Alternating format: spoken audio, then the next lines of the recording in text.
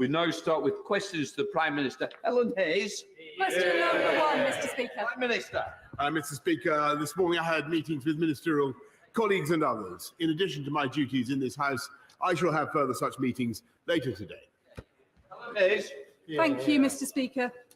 The degrading strip search of Child Q 2 years ago in a school that should have been a safe place at the hands of police officers who she should have been able to trust has caused anger and distress across the country.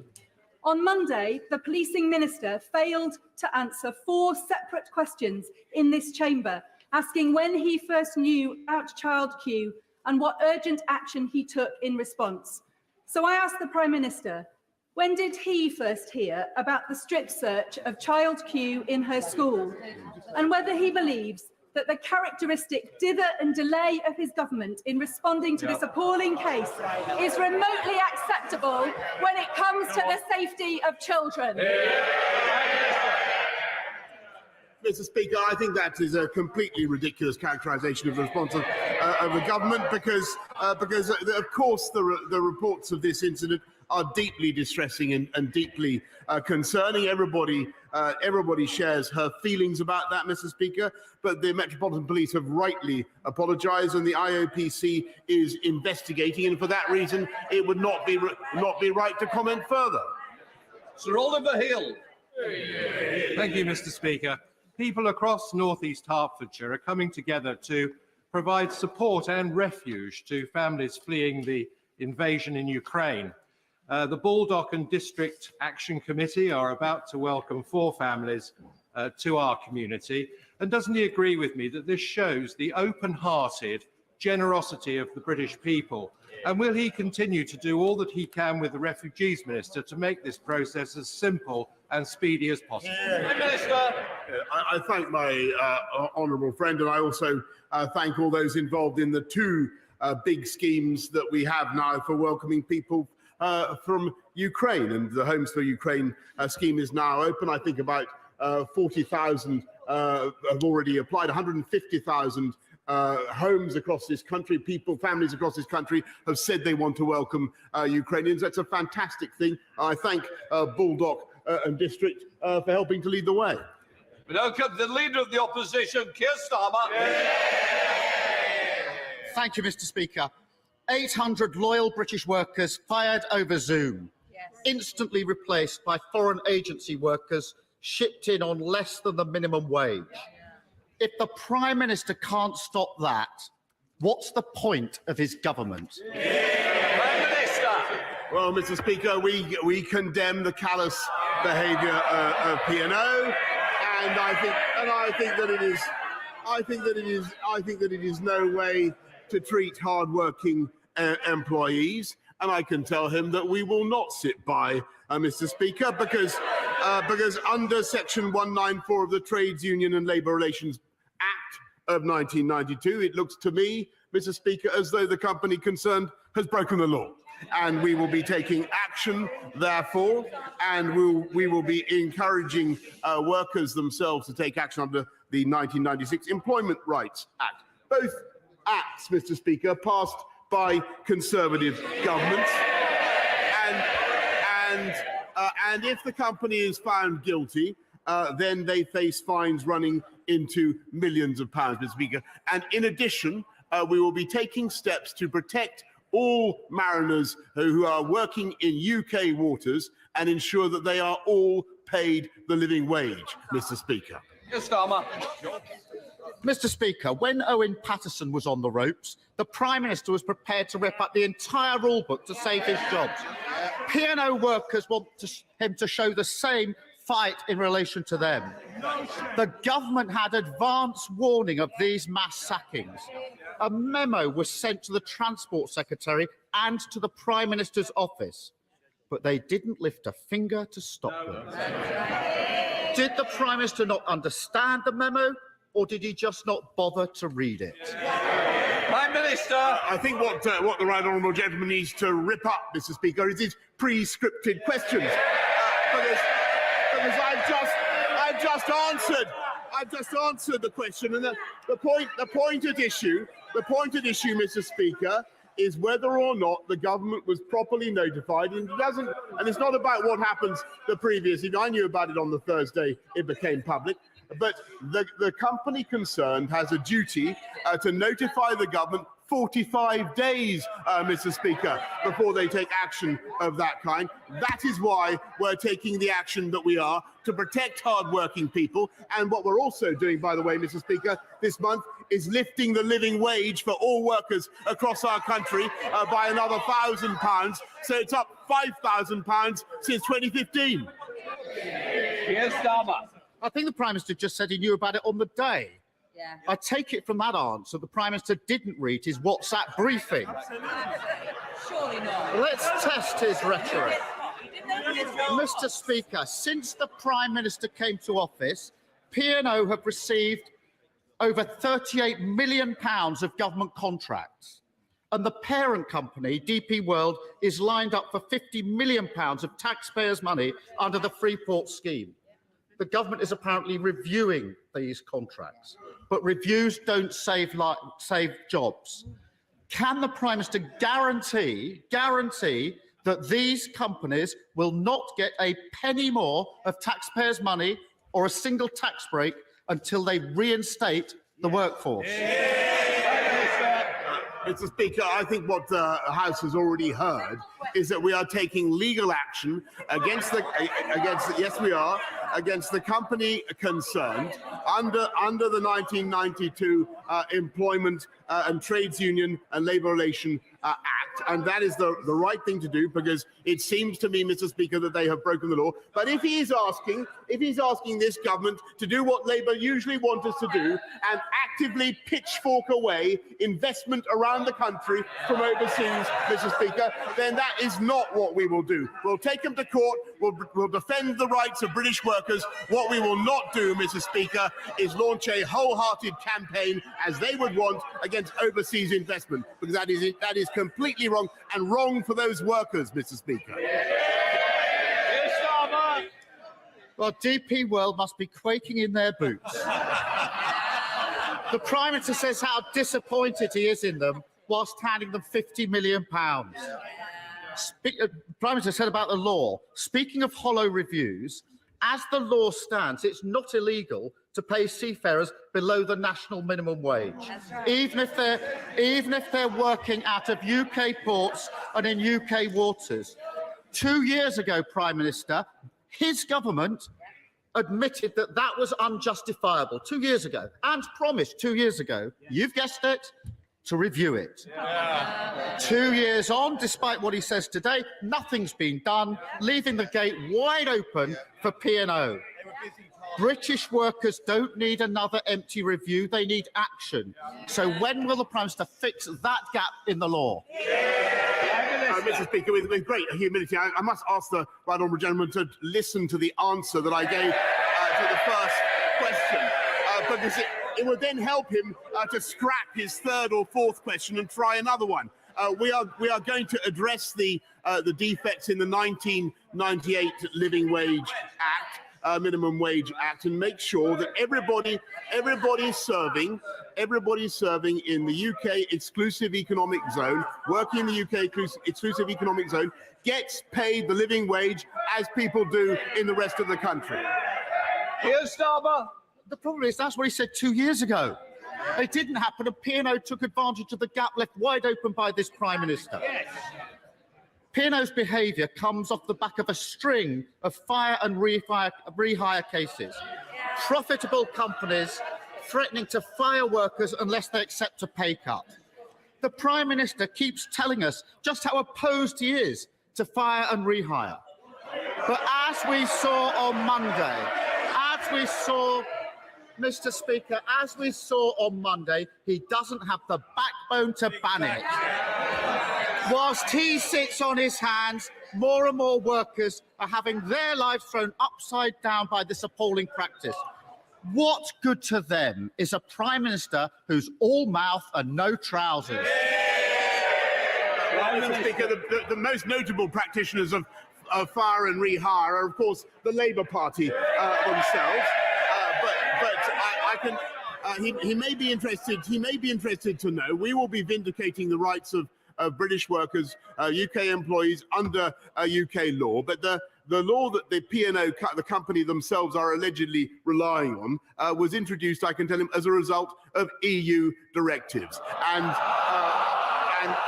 never forget, Mr. Speaker, and he may not like it, that's the reality. He would have kept us unable to change it, unable to get out of it.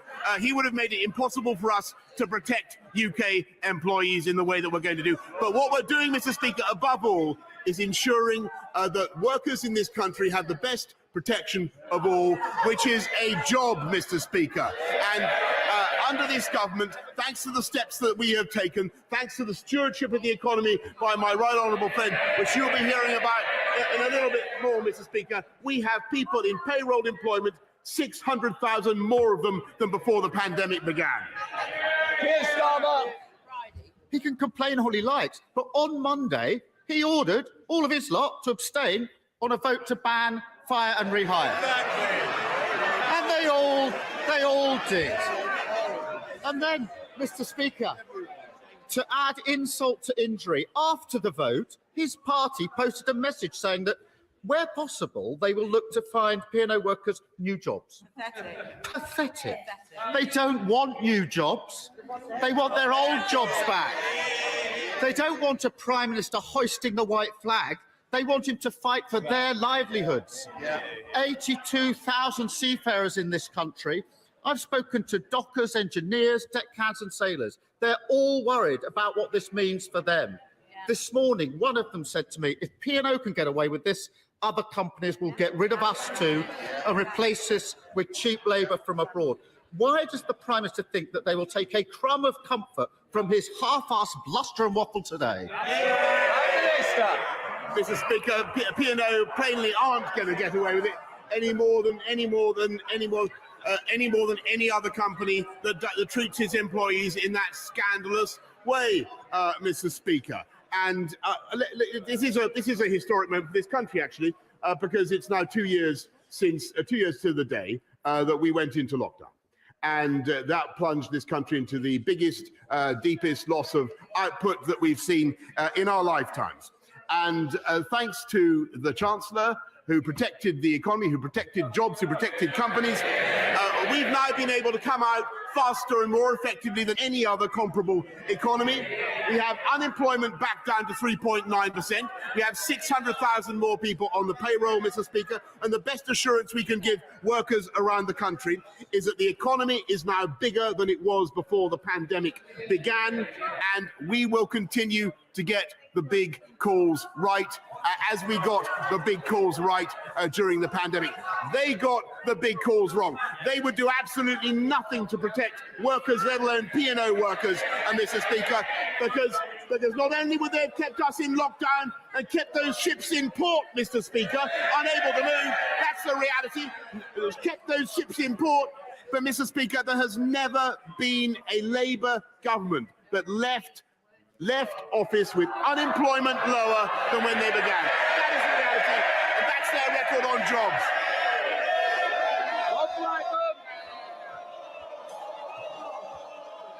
Thank you, Mr. Speaker. I strongly support the government's intention to make England smoke-free by 2030, but on the current trajectory, we're going to miss that target. It is vital that we encourage or discourage young people from starting to smoke and encourage people that smoke already to give up. So does my right honourable friend agree with me that it's now time to raise the age of legal sale of tobacco products from 18 to 21 and impose a levy on the profits of the big tobacco companies to raise £700 million that we can put to smoking cessation services on the basis that the polluter must pay? Well, thank you. Thank you very much. He's absolutely right about smoking. It's the biggest single cause of preventable death in this country. As you'll know, Javed Khan OBE is undertaking an independent review of smoking. I'm sure he will want to take my honourable friend's suggestions into account. SNP spokesperson leader of the SNP in Blackford. Thank you, Mr. Speaker. In a matter of seconds at 12:16, the aircraft is due to depart Heathrow Airport, a Virgin Atlantic aircraft, to go to Warsaw. to pick up 50 young orphans that have left Ukraine, that are coming to spend the next period of their life in Scotland with the sanctuary that we can offer them. And I would like to take this opportunity to thank everyone that has helped to make sure that we can offer a new start to these young people away from the war, and in particular the governments in London and in Edinburgh, and in particular to thank the Immigration Minister, the member for Torbay, and the Refugee Minister in the House of Lords, Lord Harrington. This is a good day for these 50 young people, but let's hope that it's the beginning of something much more significant for many more young people that we can offer sanctuary to. Mr. Speaker, this morning we have official confirmation that inflation is at its highest level in 30 years. But families don't need official confirmation to know that the cost of food and energy are now at a price they simply can't afford. The very people who have borne the brunt of the health pandemic are now being hammered by the poverty pandemic. This is not just a cost of living crisis, this is an emergency. That is why in Scotland, the SNP government is doubling the Scottish child payment and raising benefits it controls by 6%, double the rate the Chancellor has proposed for the benefits he has control over. So this is a very simple question for the Prime Minister. If he truly understands that this is an emergency, will he match the Scottish Government's commitment and lift all benefits by 6%? Prime Minister.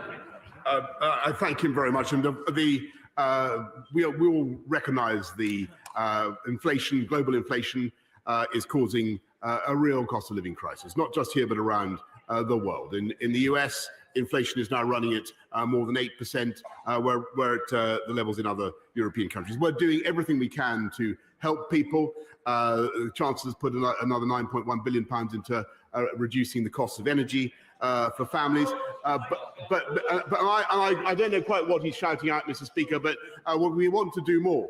And Scotland, I can tell him, is in the lead in helping this country to solve its energy problems, not just with more offshore wind, Mr. Speaker, but by abandoning the phobia of our own hydrocarbons, which I think are going to be vital for transition and avoid us being blackmailed by Putin's Russia. And on his point about the orphans, Mr. Speaker, I'm grateful to him for his efforts. I thank him, and it's another example, if I may say, without embarrassing him further, of the burgeoning cooperation between us.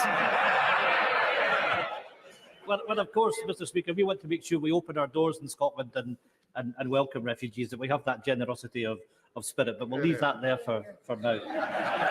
Can I say to the Prime Minister that inflation is at 6% and increasing? We need to make sure that those the most vulnerable have that increase in benefits that they need in order to pay for fuel. And the Chancellor needs to ditch the official photographer and listen to Martin Lewis. Family finances are at breaking point. They can't tighten their budgets anymore. These families have no room for manoeuvre. But the truth is that the Chancellor does. Lower borrowing and increased taxes means that he's sitting with £20 billion to spend today. But instead, this Chancellor is making a political choice, the choice to push people further into hardship by hiking taxes, cutting universal credit, and giving companies free rein to slash workers' pay through fire and rehire. So the test for the Prime Minister is this.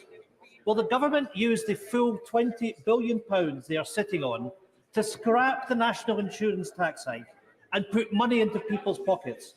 Or will he simply make this Tory poverty pandemic even worse?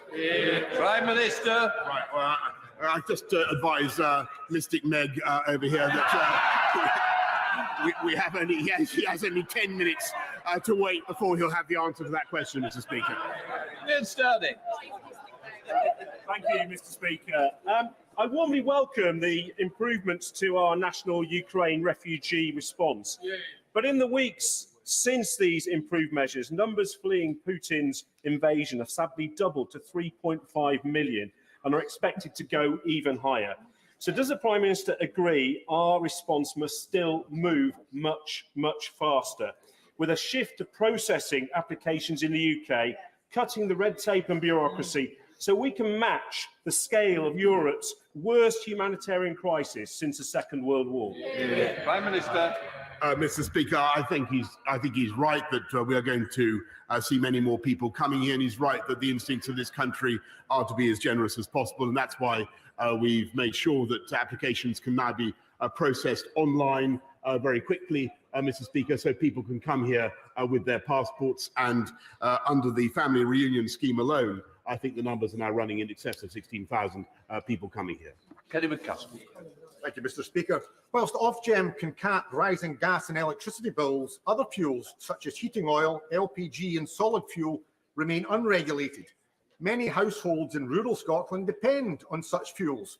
There are also areas awash with energy, both on and offshore, yet with huge and rising numbers in fuel poverty. Will the Prime Minister regulate and cap such fuels to alleviate hardship and end the perversity of energy-rich Scotland but fuel-poor Scots? Well, I thank him very much, and I think he's right that energy-rich Scotland and the hydrocarbons that we have in this country should be used to help the British people, and that we shouldn't be needlessly reliant on oil and gas from Putin's Russia. And I think that's the policy of Alba, and unfortunately, it's not yet the policy of the SNP. Jason McCartney. Thank you, Mr. Speaker. I'm so proud to represent a vibrant Ukrainian community in Huddersfield and Colne Valley.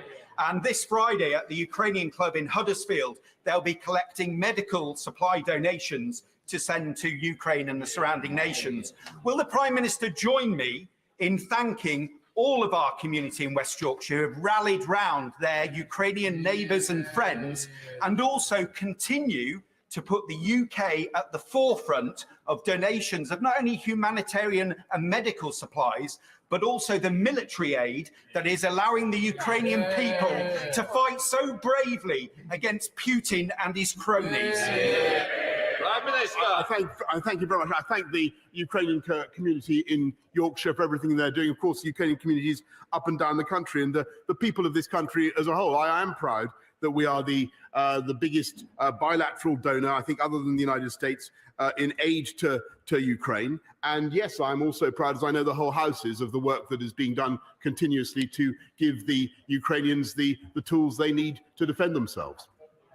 Graham Stringer. Mr. Speaker, the Football Association are refusing to move the semi-final between Liverpool and Manchester City from Wembley. There are no trains from the northwest that day, which means 50 or 60,000 people will have to go by road. Bad for the fans, bad for the environment.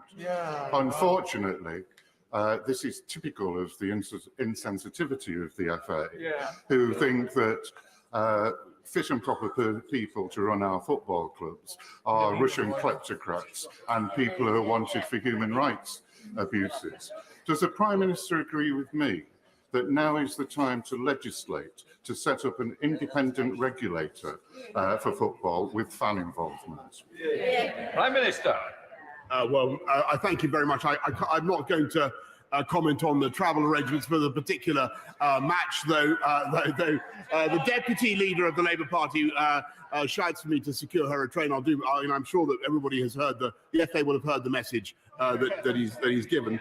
But what I can say, Mr. Speaker, is I do agree with my honourable friend who's just conducted a review on the matter, that we should indeed have an independent regulator for football.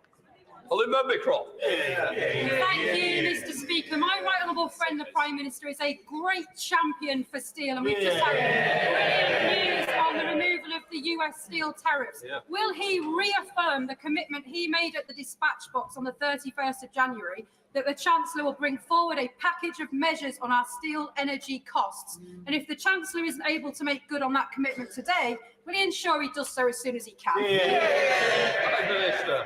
I agree with her passionately, and I think that it is vital that we undo the damage done by the insane policies of the Labour government, the previous Labour government, that whacked up the cost of energy for British industry, including steel. I will be bringing forward a British energy security strategy, Mr. Speaker, that will address the needs of British steel, British ceramics, and the whole of British industry. Thank you, Mr. Speaker. I'm sure the Prime Minister will share my delight that Bradford has been shortlisted to be the UK City of Culture 2025 and will want to offer his support for our bid. It would bring immense benefits and kudos to Britain's youngest city. With over 120 languages spoken across Bradford, its unique cultural heritage, diversity, and let's not forget the amazing food, the birthplace of David Hockney and the Brontes, Bradford has it all. Apart from, Mr. Speaker, government support. One practical way in which he could help is reverse the Transport Secretary's snub to Bradford in the integrated rail plan.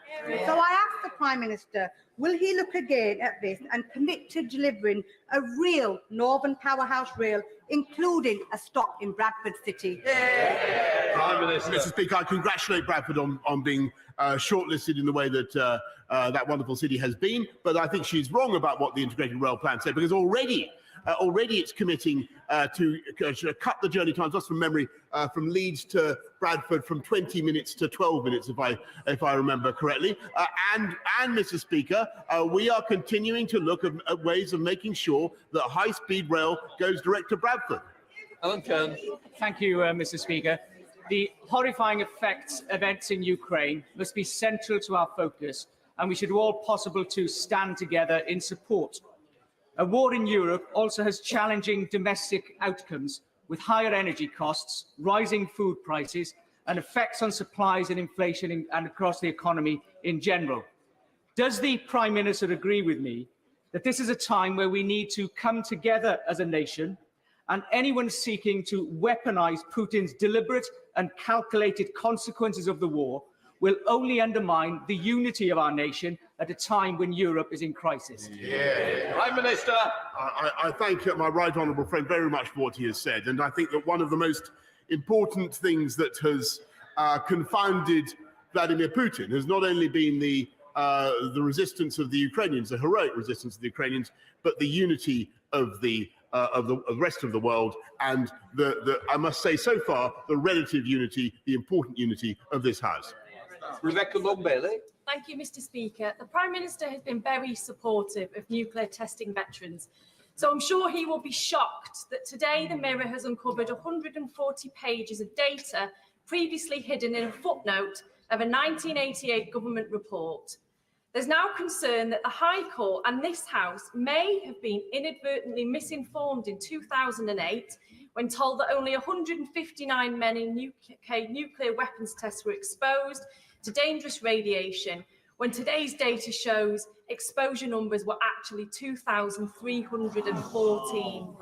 Will he urgently investigate this and arrange to meet personally in Downing Street with my constituent, her granddad and other nuclear testing veterans to bring an end to this national scandal? Prime Minister. Well, I thank the honourable member very much for bringing those facts, new facts, to the attention of the House, and I know that my office has already been in touch with the group concerned to make sure that we have a proper meeting, and I hope very much that she will be there and we'll be able to discuss all the issues that she's raised. Percy. Thank you, Mr. Speaker. Can I begin by thanking the Government and the Home Secretary, in particular, as chair of the APPG on surrogacy, for her work to bring Ukrainian surrogates to safety here. Sadly, in my role as chair of the APPG on anti-Semitism, the news isn't so positive. We heard from Jewish students recently who are suffering record anti-Semitic attacks on university campuses, including allegations of them being marked down by their own professors. This is completely outrageous, and you would expect the NUS to be on their side, but instead of helping those students, the NUS has been inviting somebody who is engaged in anti-Semitic conspiracy theories, a rapper, to a conference. Can the Prime Minister do everything in his power to ensure campuses are a safe place for British Jewish students? Prime Minister. Well, Mr. Speaker, I think that our universities for far too long have been tolerant of casual or indeed systematic anti-Semitism, and that's why it is very important that we now have, and I hope that everybody understands the need for change and for rapid and irreversible change, but it's also important that we have an anti-Semitism task force devoted to rooting out anti-Semitism in education at all levels. Mary Kelly Foy. Thank you, Mr. Speaker. Last week, the government did nothing to stop P&O ferries sacking 800 seafarers on the spot. On the same day, the Work and Pensions Minister was forced to come to the House to announce over 1,100 DWP job losses and 42 centre closures, risking a further 7,000 jobs, including 1,300 in the North East. Working people are once again being hammered by this government in the middle of a cost of living crisis, causing genuine suffering. Why won't the Prime Minister act to protect local communities from losing real high-quality jobs? Prime Minister. Well, Mr. Speaker, I renew my sympathies with the case of with the P&O workers, and I've explained to the House what we're doing, and we will. But what we're also doing, Mr. Speaker, is helping the workforce up and down the country to get the coaching they need. We've doubled the number of work coaches, Mr. Speaker, and what we're seeing is employment climbing. We're seeing vacancies growing. Mr. Speaker, we are helping this country into work, and that's what Conservatives do. Steve Bryan. Go about their lives or even get to work because their driving licences are stuck at the DVLA. Would the Prime Minister make it clear at the dispatch box that the service from the agency falls significantly below what we expect? And would he ask the Transport Secretary to meet with me and any other member of this House? I think we may need a big room to explain how we can help them out of the hole they've put themselves in. Absolutely. Prime Minister. Yes, Mr. Speaker, I think like everybody in this House, I've read some surprising things about what's been going on at the DVLA. I do think that we need to make sure that they're given every possible encouragement and support to expedite the supply of driving licences to the people of this country. Weston. Thank you, Mr. Speaker. It's nice to see the Prime Minister back. I missed him last week. Fantasy Castle, perhaps Snow White 2. Certainly girls, girls, girls were promised at a party. Less burlesque, more Berlusconi. According to a former minister, it seems the Prime Minister has been entertained at these bunga bunga parties hosted by his close friend, a Russian oligarch. Given his many weaknesses, could leave him open to blackmail. Why does the Prime Minister think that MI6 Why does the Prime Minister think that MI6 may not entirely trust him? Well, Mr. Speaker, I'm afraid I missed. Last week I wasn't here to benefit from one of his elaborately confected questions. I admire his style, Mr. Speaker. I'm afraid I simply failed to detect any crouton of substance in the minestrone of nonsense that he just spoken.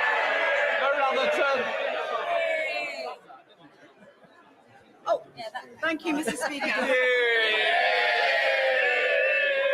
Mr. Speaker, Wrexham is a town based on brewing, mining and football, a town evolving in aspiration, prosperity and creativity whilst retaining its Welsh identity. Can the Prime Minister congratulate Wrexham on being shortlisted for the City of Culture? And if he were to win, he would be the first Welsh town to do so. Prime Minister.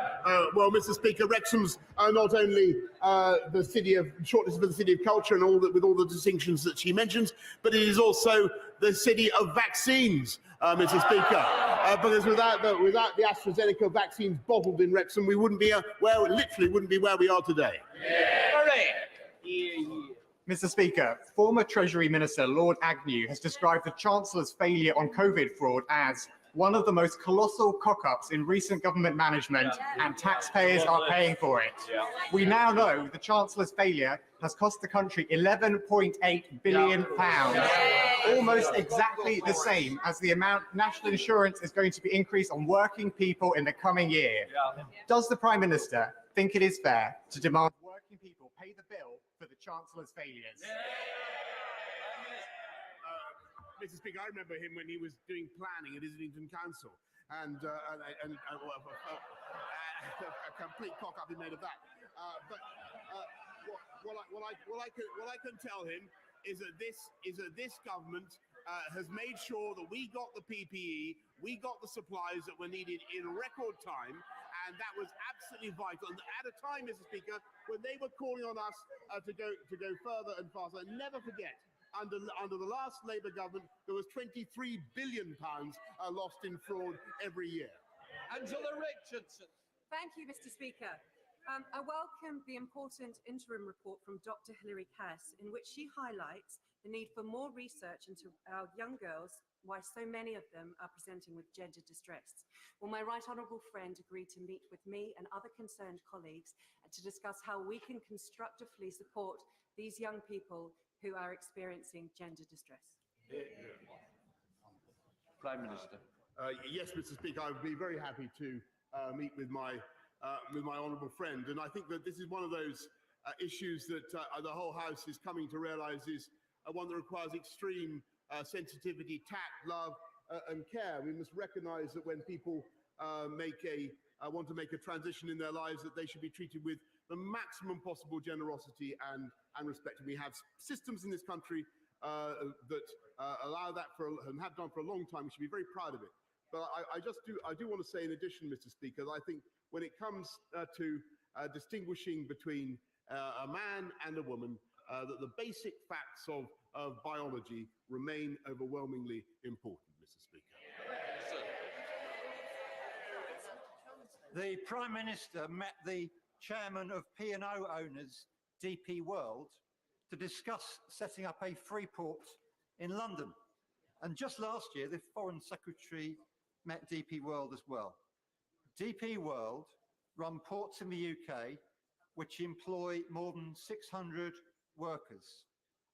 So if the Prime Minister wants to remove the latest suspicion of his conflicts of interest, will he tell his Dubai millionaire friends that if they want contracts to run free ports here, they must reinstate P&O workers and guarantee the jobs of DP World workers too?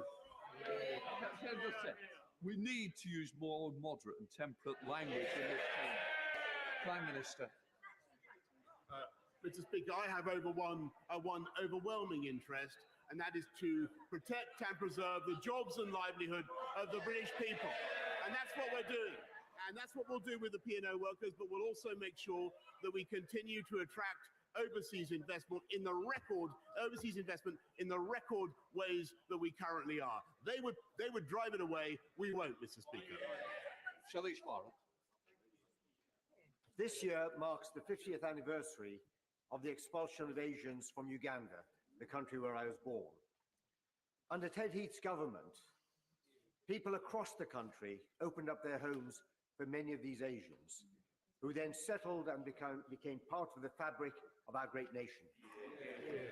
That British generosity is again being seen as people open up their homes for people fleeing Ukraine as they come to our country. May I urge the Prime Minister to pick up those files from 50 years ago, wipe off the dust, and take on board those positive lessons so we can ensure that the Homes for Ukraine scheme has the maximum success.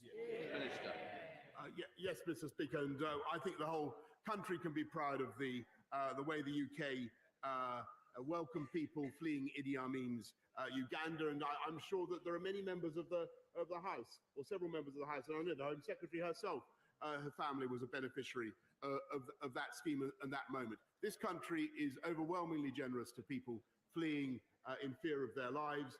We will continue to be so. 800 British workers sat over Zoom by P&O, owned by the government of Dubai, to be replaced with foreign exploited agency workers on less than £2 an hour. The Prime Minister can pass an instrument now to close the loophole so that the national minimum wage applies on UK international routes. Is he going to stand up for British workers or the oil state dictator Dubai?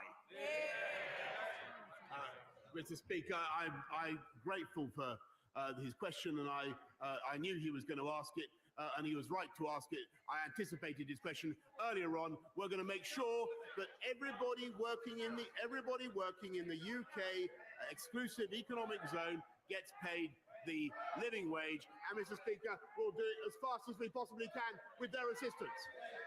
Elphick. Thank you, Mr. Speaker. I welcome the Prime Minister's commitment to take legal action to hold P&O Ferries and DP World to account. And I call again on them to reverse their action and reinstate the workers. Dover and Kent are already badly affected by this business, including on the roads and business community. Will my right honourable friend meet with me to discuss specific support for our affected area, including A2 upgrade for the National Transport links and the East Kent Enterprise Zone to cover and include the Port of Dover? Mr. Speaker, she's right in what she says about P&O and about the 800 workers, and I will make sure that she gets all the meetings she needs to make sure that Dover, we continue with all our fantastic investments in Dover, whether transport or education or otherwise. We're just going to give it a minute for people to leave before we start the statement. Anyone who wants to leave, please leave now. Let's clear the benches.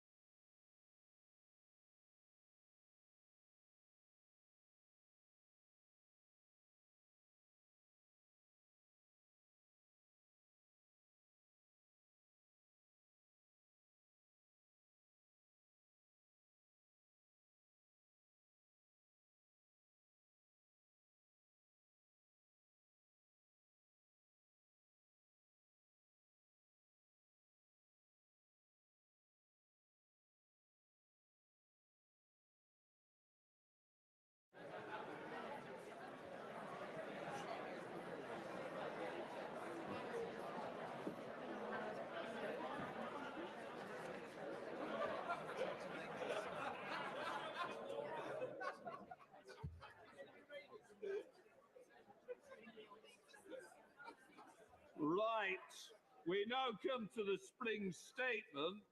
I now call the Chancellor of the Exchequer, Rishi Sunak.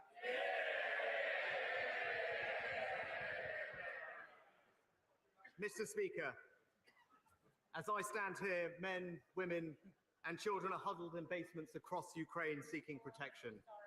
Soldiers and citizens alike have taken up arms to defend their land and families. The sorrow we feel for their suffering and admiration for their bravery is only matched by the gratitude we feel for the security in which we live. And what underpins that security is the strength of our economy. It gives us the ability to fund the armed forces we need to maintain our liberty, the resources we need to support our allies, the power to impose sanctions which cause severe economic costs, and the flexibility to support businesses and individuals through crises as they emerge. But, Mr. Speaker, we should be in no doubt. Behind Putin's invasion is a dangerous calculation that democracies are divided, politically weak and economically insecure, incapable of making tough long-term decisions to strengthen our economies. Mr. Speaker, this calculation is mistaken. What the authoritarian mind perceives as division, we know are the passionate disagreements at the heart of our living, breathing democracy. What they see as chaos, we know is the freedom to be dynamic and innovative. And what they call the inherent weakness of open societies and free economies, we know is the source of our strength. We will confront this challenge to our values, not just in the arms and resources we send to Ukraine, but in strengthening our economy here at home. So when I talk about security, yes, I mean responding to the war in Ukraine, but I also mean the security of a faster growing economy, the security of more resilient public finances and security for working families as we help with the cost of living. Mr. Speaker, today's statement builds a stronger, more secure economy for the United Kingdom. We have a moral responsibility to use our economic strength to support Ukraine and working with international partners to impose severe costs on Putin's regime. We are supplying military aid to help Ukraine defend its borders, providing around £400 million in economic and humanitarian aid, as well as up to $500 million in multilateral financial guarantees, and launching the new Homes for Ukraine scheme to make sure those forced to flee have a route to safety here in the UK. And we are imposing sanctions of unprecedented scale and scope.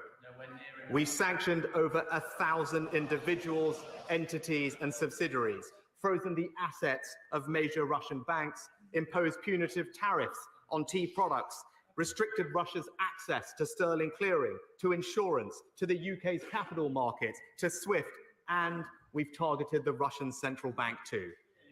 Be in no doubt, these sanctions coordinated with our allies are working.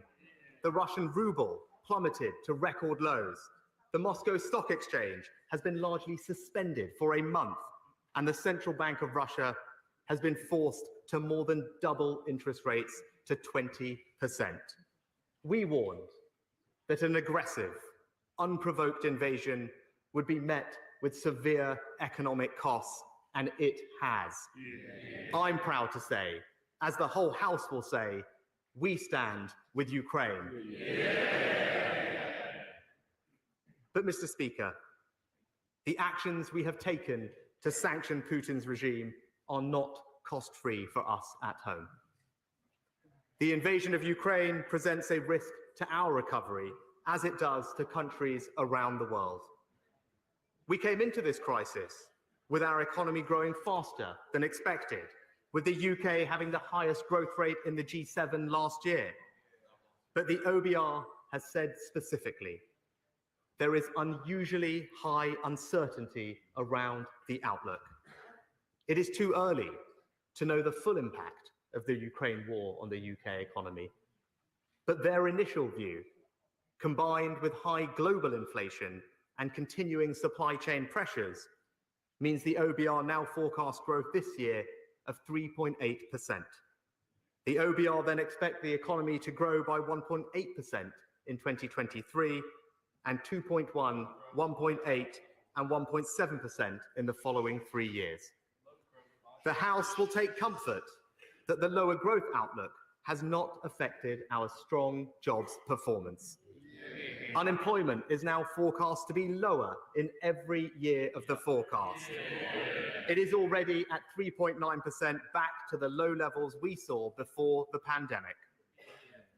But, Mr. Speaker, the war's most significant impact domestically is on the cost of living. COVID and global factors meant goods and energy prices were already high. Statistics published this morning show that inflation in February was 6.2%, lower than the US and broadly in line with the euro area. Disruptions to global supply chains and energy markets, combined with the economic response to Putin's aggression, mean the OBR expect inflation to rise further, averaging 7.4% this year. As I said last month, the government will support the British people as they deal with the rising costs of energy. People should know that we will stand by them as we have throughout the last 2 years. That's why we've announced a £9 billion plan to help around 28 million households pay around half the April increase in the energy price cap. And people should be reassured that the energy price cap will protect their energy bills between now and the autumn. But I want to help people now, so I'm announcing 3 immediate measures. First, I'm going to help motorists. Today, I can announce, for only the second time in 20 years, fuel duty will be cut. Yeah. Not by 1, not even by 2, but by 5 pence per litre. The biggest cut to all fuel duty rates ever. And while some have called for the cut to last until August, I have decided it will be in place until March next year, a full 12 months. Together with the freeze, it's a tax cut this year for hard-working families and businesses worth over £5 billion. And it will take effect from 6 p.m. tonight. Second, as energy costs rise, we know that energy efficiency will make a big difference to bills. But if homeowners want to install energy-saving materials, at the moment, only some items qualify for a 5% VAT relief. And there are complex rules about who is eligible. The relief used to be more generous, but from 2019, the European Court of Justice required us to restrict its eligibility. But thanks to Brexit, we're no longer constrained by EU law. So I can announce for the next 5 years, homeowners having materials like solar panels, heat pumps, or insulation installed will no longer pay 5% VAT, they will pay 0. We will also reverse the EU's decision to take wind and water turbines out of scope and zero rate them as well. And we will abolish all the red tape imposed on us by the EU. A family having a solar panel set installed will see tax savings worth £1,000 and savings on their energy bill of over £300 per year. And Mr. Speaker, this policy highlights the deficiencies in the Northern Ireland Protocol, because we won't immediately be able to apply it to Northern Ireland. But we will be raising it with the Commission as a matter of urgency. And I want to reassure members from Northern Ireland that the Executive will receive a Barnett share of the value of the relief until it can be introduced UK-wide. And the Prime Minister will bring forward further measures to reinforce our long-term energy security in the coming weeks. And finally, I want to do more to help our most vulnerable households with rising costs. They need targeted support. So I am doubling the Household Support Fund to £1 billion with £500 million of new funding. Local authorities, Mr. Speaker, are best placed to help those in need in their local areas, and they will receive this funding from April. Mr. Speaker, we can only afford to provide this extra support because of our stronger economy and the tough but responsible decisions we've taken to rebuild our fiscal resilience. Today's forecasts confirm, even after the measures I'm announcing today, we are meeting all our fiscal rules. Underlying debt is expected to fall steadily from 83.5% of GDP in 2022-23 to 79.8% in 26-27. Borrowing as a percentage of GDP is 5.4% this year, 3.9% next year, then 1.9, 1.3, 1.2, and 1.1% in the following years.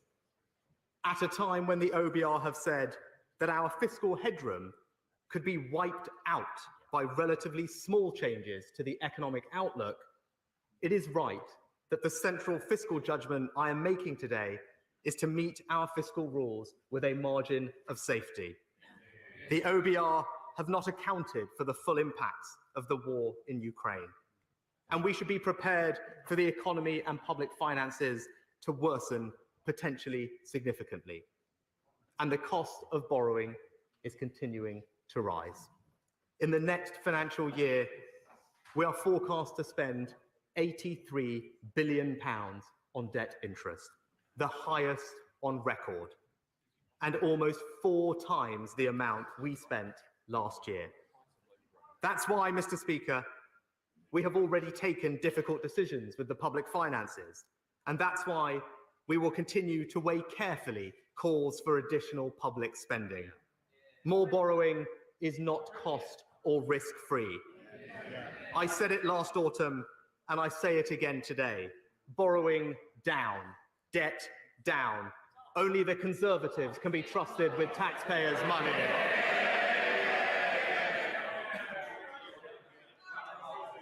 So, Mr. Speaker, our response to the immediate crisis in Ukraine has been unwavering.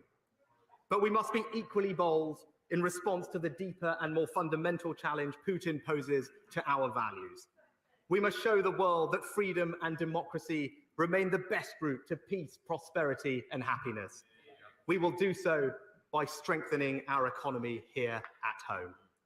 To that end, we are helping families with the cost of living, creating the conditions for accelerated growth and productivity, and making sure the proceeds of growth are shared fairly. That is not the work of any one statement, but it does begin today and with one of our most important levers, the tax system. I told the House last autumn my overarching ambition was to reduce taxes by the end of this Parliament.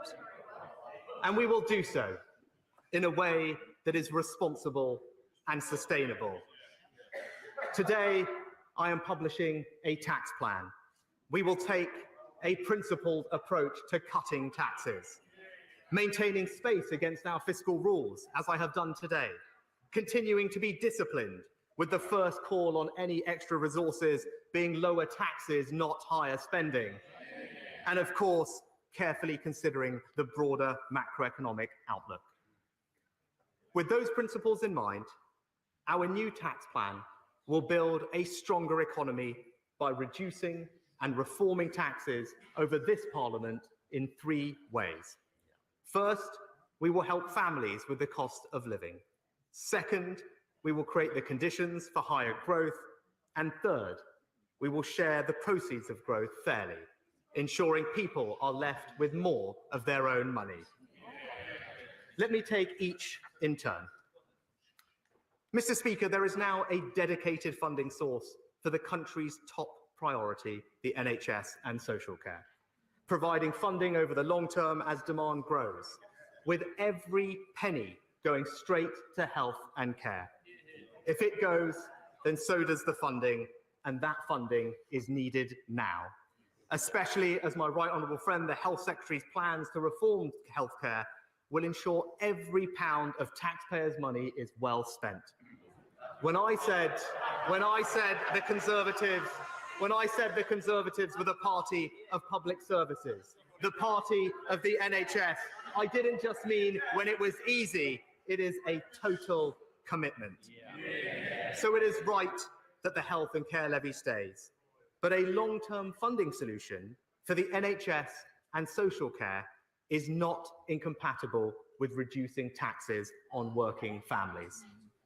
Over the last decade, it has been a Conservative mission to promote tax cuts for working people and simplify the system.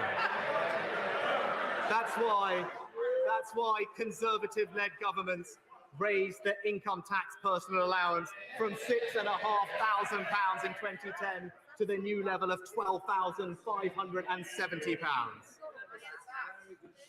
But the equivalent thresholds in national insurance, which define how much people can earn NICS-free, are still around £3,000 less.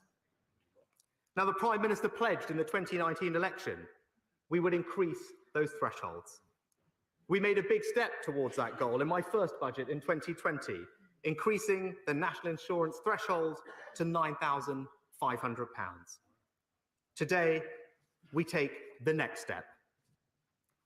Our current plan is to increase the NICS threshold this year by £300.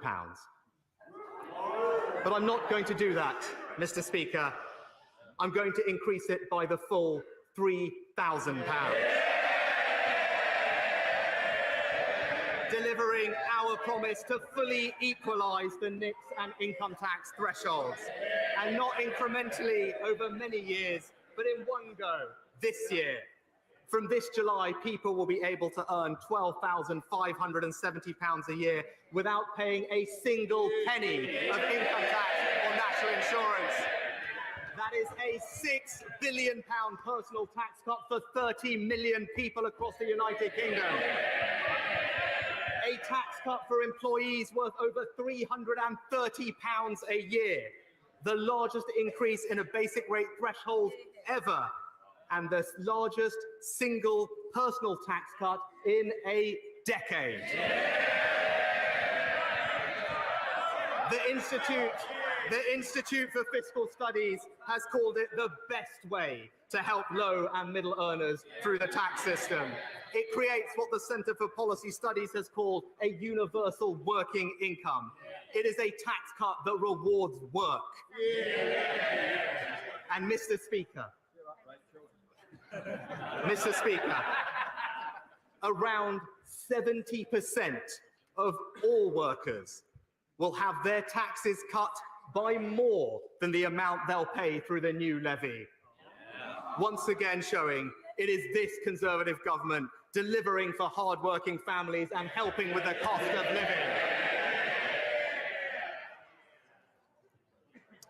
So, Mr. Speaker, the first part of our tax plan for a stronger economy is to support families with the cost of living. But as I set out in last month's May's lecture, to lift our growth and productivity, we need the private sector to train more, invest more, and innovate more. People, capital, ideas. That's how we'll create a new culture of enterprise, the second part of our tax plan. The plan sets out tax-cutting options on business investment and innovation, with final decisions to be announced in the autumn budget. But these are significant and complex questions, so we will work with businesses over the summer to get the answers right. Let me explain to the House the direction of travel. First, people. We lag international peers in adult technical skills. Just 18% of 25 to 64-year-olds hold vocational qualifications, a third lower than the OECD average. And UK employers spend just half the European average on training their employees. So we will consider whether the current tax system, including the operation of the apprenticeship levy, is doing enough to incentivize businesses to invest in the right kinds of training. Second, ideas. Over the last 50 years, innovation drove around half the UK's productivity growth. But since the financial crisis, the rate of increase has slowed more than in other countries, and our lower rate of innovation explains almost all our productivity gap with the United States. Right now, we know that the amount businesses spend on R&D as a percentage of GDP is less than half the OECD average. And that is despite us spending more on tax relief than almost every other country. Something is not working. So we'll reform R&D tax credits so that they're effective and better value for money. We'll expand the generosity of the reliefs to include data, cloud computing, and pure maths. And we'll consider in the autumn whether to make the R&D expenditure credit more generous. Third, capital. Weak private sector investment is a long-standing cause of our productivity gap internationally. Capital investment by UK businesses is considerably lower than the OECD average of 14%. And it accounts for fully half our productivity gap with France and Germany. Once the super deduction ends next year, our overall tax treatment for capital investment will be far less generous than other advanced economies. We're going to fix that. In the autumn budget, we will cut the tax rates on business investment. And I look forward to discussing the best ways to do that with businesses. People, capital, ideas. 3 priorities for business tax cuts this autumn. But Mr. Speaker, I want to help smaller businesses right now. So let me remind the House of our plan. Our business rates discount will take effect in April for retail, hospitality, and leisure businesses. They will get a 50% discount on their business rates bill up to £110,000. A typical pub will save £5,000. That's a tax cut for hundreds of thousands of small businesses worth £1.7 billion, taking effect in just a week's time. Our Help to Grow management scheme offers businesses mini MBAs, 90% funded by government, a benefit worth several £1,000s. Help to Grow Digital gives businesses a 50% discount on buying new software up to £5,000. We've also increased the annual investment allowance to £1 million so that small and medium-sized businesses will feel the benefit of full expensing. But, Mr. Speaker, I want to respond to the specific calls from small businesses with one further announcement today. The employment allowance cuts small businesses' tax bills, making it cheaper to employ workers. In my first budget 2 years ago, I increased that allowance. Today, I'm going further. From April, the employment allowance will increase to £5,000. That's a new tax cut worth up to £1,000 for 500,000 small businesses starting in just 2 weeks' time. So, Mr. Speaker, future tax cuts on business investment and innovation, a business rates discount worth £1.7 billion, help to grow schemes worth thousands of pounds per business, an annual investment allowance worth up to £1 million, and a new tax cut on the cost of employment worth £1,000 per company. Once again, Mr. Speaker, it is this Conservative government delivering for British business.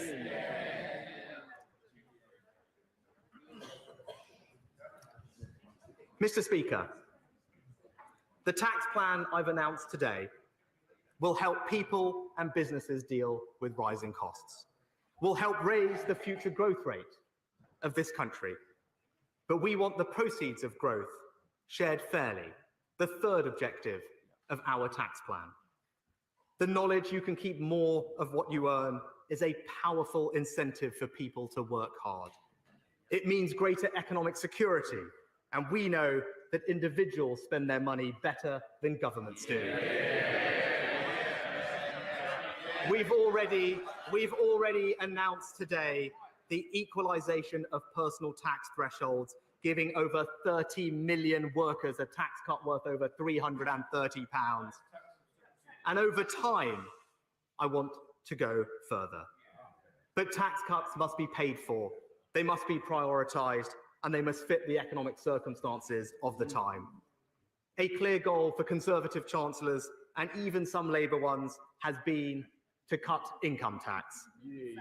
The fact this has happened only twice in 20 years tells you how hard it is to do. COVID and the war in Ukraine have only added to the difficulty of achieving this by the end of this Parliament. I'm sure all members of this House recognise and understand those challenges.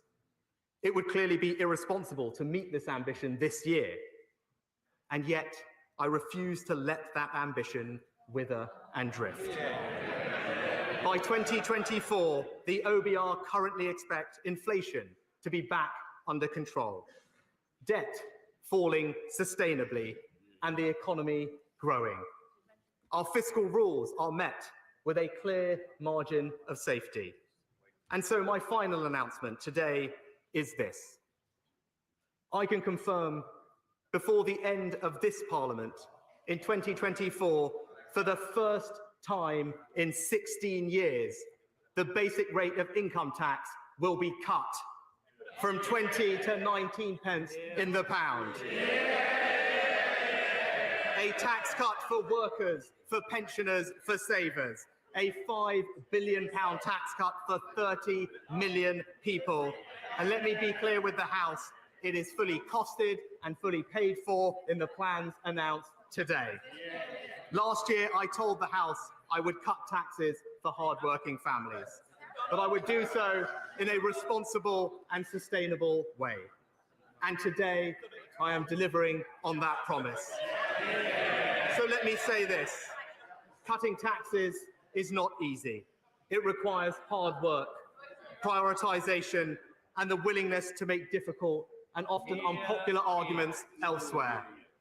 It is only because this government has been prepared to make those difficult but responsible choices to fix our public finances that I can stand here and tell this House that not only are taxes being cut, but the debt is also falling whilst public spending is increasing. This doesn't happen by accident, Mr. Speaker. We can deliver for the British people today and into the future because, unlike the party opposite, we have a plan. A plan that reforms and improves public services. a plan to grow our economy, a plan to level up across the United Kingdom, a plan that helps families with the cost of living, as plan that cuts taxes on working families by over £330, cuts taxes on fuel by 5 pence a litre, cuts taxes on business, and yes, for the first time in a long time, cuts income tax. Mr. Speaker, let me end by simply saying this. My tax plan delivers the biggest net cut to personal taxes in over a quarter of a century, and I commend it to this House.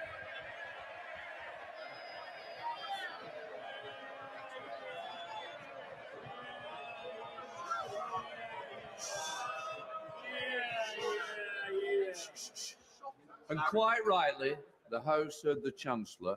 I am now want to show the same respect to the shadow Chancellor of the Exchequer, Rachel Reeves. Thank you, Mr. Speaker.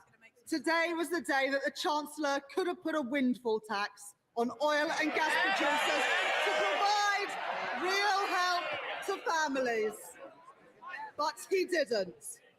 Today was the day the Chancellor could have set out a proper plan to support businesses and create good jobs. But he didn't.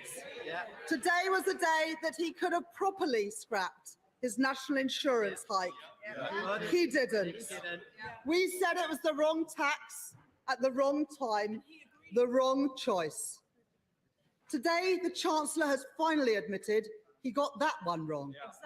Inflation is at its highest level for 30 years and rising. Energy prices at record highs. People are worried sick. For all his words, it is clear that the Chancellor does not understand the scale of the challenge.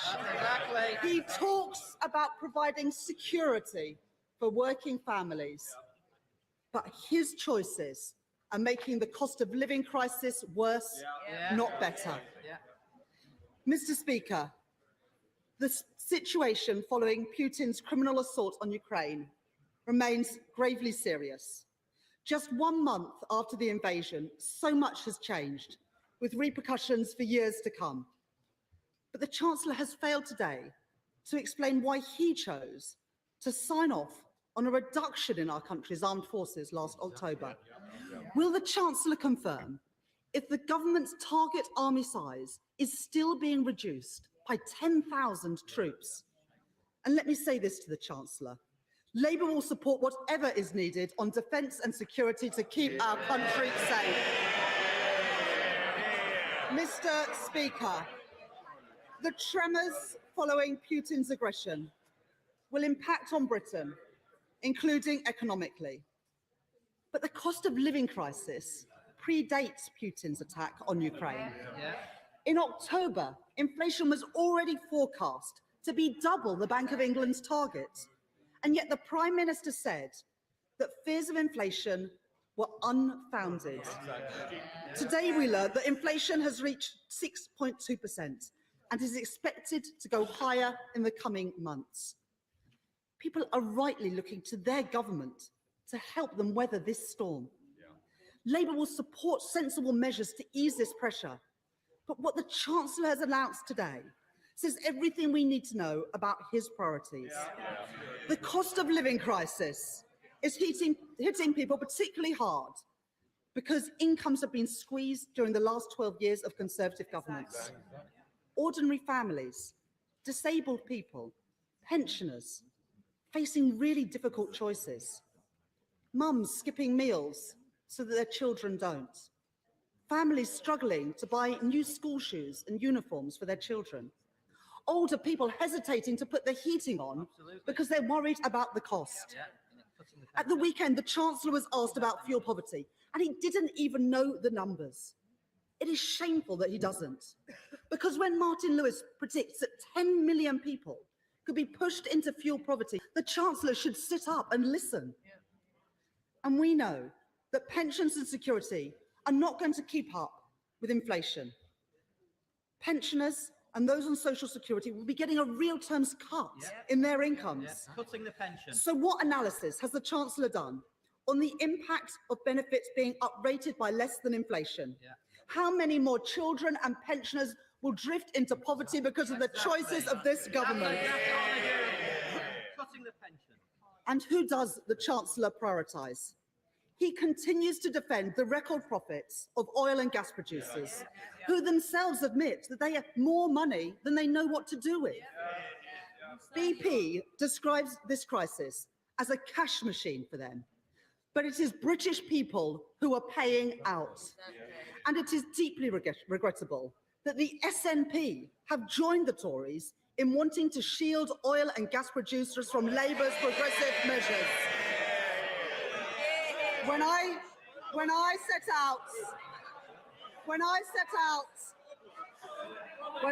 out Labour's plans for a windfall tax in January, we estimated that it would have raised £1.2 billion. Now, because of the continued rise in global oil and gas prices, it would today raise over £3 billion. That's money that could be used to help families and pensioners and businesses. With a cut to VAT, a real Brexit dividend that would help working families and pensioners across our country. And a targeted warm homes discount that would see families and pensioners on the lowest and modest incomes being supported by £600. Now, today the Chancellor comes along after 12 years of failure on energy efficiency and announces a VAT cut on building materials. This is wholly inadequate. A proper energy efficiency scheme, like the one we have set out, could cut bills by £400 to people from next year. And the silence from the Chancellor on our energy-intensive manufacturing industries is appalling. At this time of national crisis, people and businesses need a government that is on their side. Now, the Chancellor spoke of difficult choices, and I agree. There are always choices to be made, like who to tax and who to shield. Despite the Chancellor's reluctant measures, the facts are that he is still taking money out of people's purses and wallets with an increase in national insurance contributions. The changes that he is making today begs the question, why did he embark on these changes in the first place, despite the warnings from the Labour Party and from many, many others? Now, it's one thing for the Prime Minister and Chancellor to disagree with each other, but the centrepiece of the statement that the Chancellor has delivered today is based on a disagreement with himself. And for all his tax rising on millions in the middle, where is the increased tax contribution for the very wealthiest in society? A landlord with a large number of properties won't be paying a penny more in taxes, but their tenants will. Someone with significant income from buying and selling stocks and shares won't be paying any more in tax, but those people powering our economy will. The Chancellor has made the wrong choices. Now, the Chancellor says we can't help everyone, and that's absolutely true. But who has the Chancellor been helping out? Those who have been swindling the taxpayer. The Chancellor left open the vaults for widespread waste, crony contracts and a frenzy of fraud. It was, as his former Tory Treasury Minister put it, happy days if you are a crook. 7 billion items of PPE not usable and now being burnt. Taxpayers' money literally going up in smoke. £3.5 billion worth of contracts awarded to friends, donors and pub landlords. And it gets worse. The Chancellor has been signing cheques to fraudsters, including organised criminals and drug dealers. Let's put the Chancellor's fraud failure in context. He has lost a staggering £11.8 billion of public money to fraud. This is twice the amount that a previous Conservative government lost on Black Wednesday. As a result of, let's face it, this jaw-dropping incompetence, the Conservatives have been funding crime instead of fighting it. And now the Chancellor has the audacity to come to British taxpayers asking them to pay more to fill his black hole. But there can be no cover-up to hide political embarrassment. Let's call in the National Crime Agency to investigate. We need answers, people held to account, because let's be clear, taxpayers want their money back. The truth is, Mr. Speaker, people can no longer afford the Conservatives. Working families can't, pensioners can't, and businesses can't. The weak growth forecast we've seen today should be flashing red on the Chancellor's desk. And the Chancellor says in his statement today that the work starts today. Is he serious? The Conservatives have been in government now for 12 years, not 12 hours. What has taken them so long? Because since his party entered government, the UK has experienced the biggest downgrade in growth of any major economy. With the last Labour government, economic growth was 2.1% a year. Under the last 12 years of the Conservatives, it's averaged 1.5%. And now we know that growth has been downgraded this year too. Now, growth is essential for funding our public services, keeping taxes under control, and keeping a handle on public finances too. That's why Labour have announced a tough set of fiscal rules to get our debt and our deficit down. But the truth is that because of this government's failure to get the economy growing, it's this Chancellor that has to put up taxes on families and businesses a staggering 15 times. This Chancellor has raised taxes more in the last 2 years than any previous Chancellor in the last 50. Now, he says it's all down to the pandemic, but the truth is, the Conservatives have become the party of high taxation because they are the party of low growth. Now, I understand that the Chancellor has a portrait of Nigel Lawson above his desk. Well, today we've got an energy price crisis, record prices at the pumps, inflation is back. The truth is, he's not Nigel Lawson, Mr. Speaker. He's Ted Heath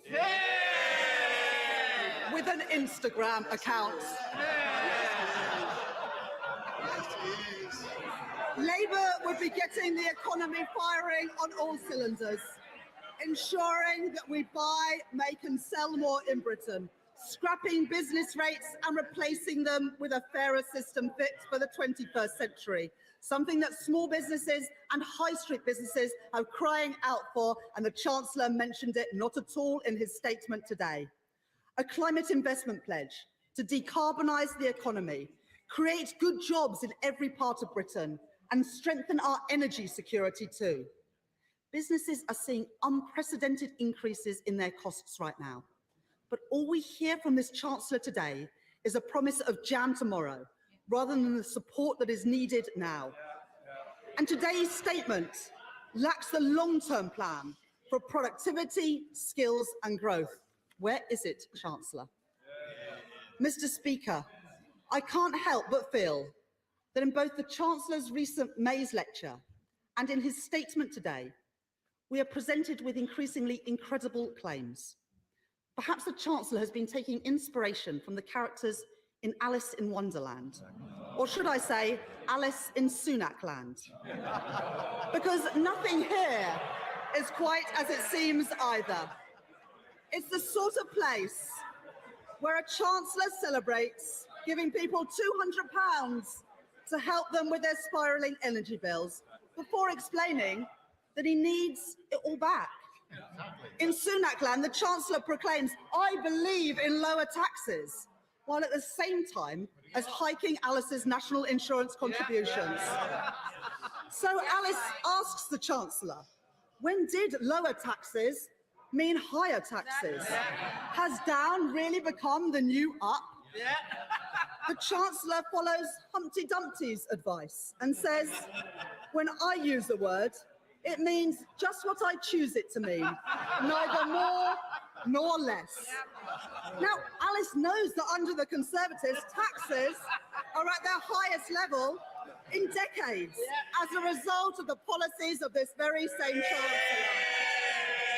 In fact, this Chancellor was the only G7 finance minister to raise taxes on working people during this crucial year of recovery.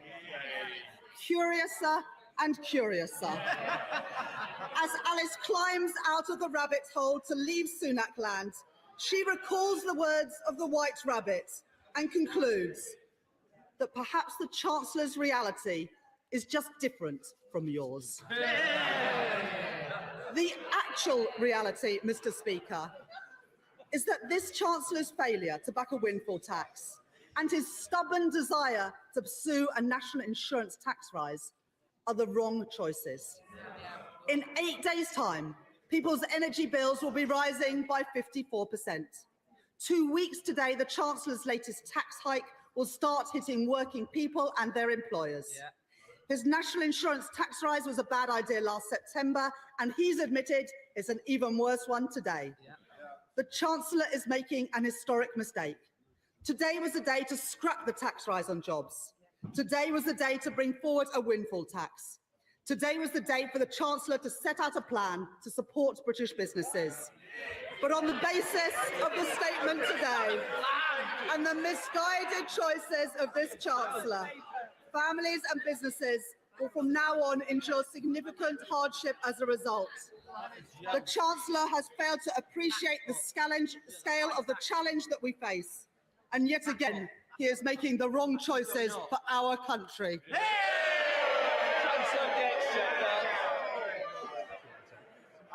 Well, Mr. Speaker, I'd like to thank the honourable lady for her reply. And she raised a number of points, which I'll of course come into in due course. But I must say, listening to her statement, it did sound as if COVID and the huge damage that it had done to our economy and public finances had never actually happened.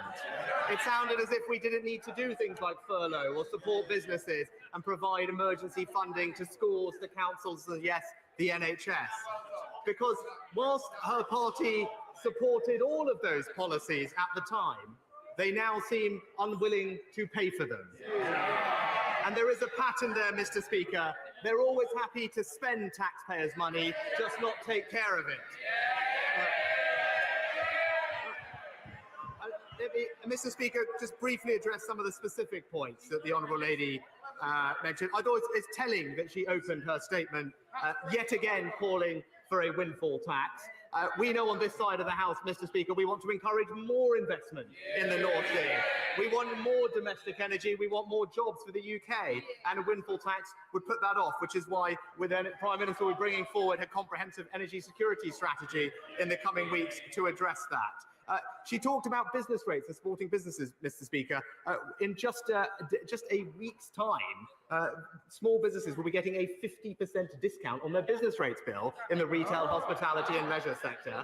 It's the biggest tax cut to business rates outside of coronavirus since the business rate system was created. £1.7 billion. And I know she's said that she would like to abolish business rates. She also says she has some fiscal rules. I haven't quite figured out where she's going to pay for the £25 billion of tax cuts that involves, but I look forward to hearing it. She talked about defence spending, Mr. Speaker. I must say here, I mean, it's all very well to talk about the size of the army. At least the party opposite now seems to think that we should actually have an army, which is a welcome conversion, Mr. Speaker. Mr. Speaker, it was because how seriously we take this nation's security, Mr. Speaker, that in 2020, when we decided to do just short-term spending settlements for most departments, there was one department we singled out for special treatment, one department that got a 4-year settlement in advance of everyone else, and that was the Ministry of Defence, Mr. Speaker.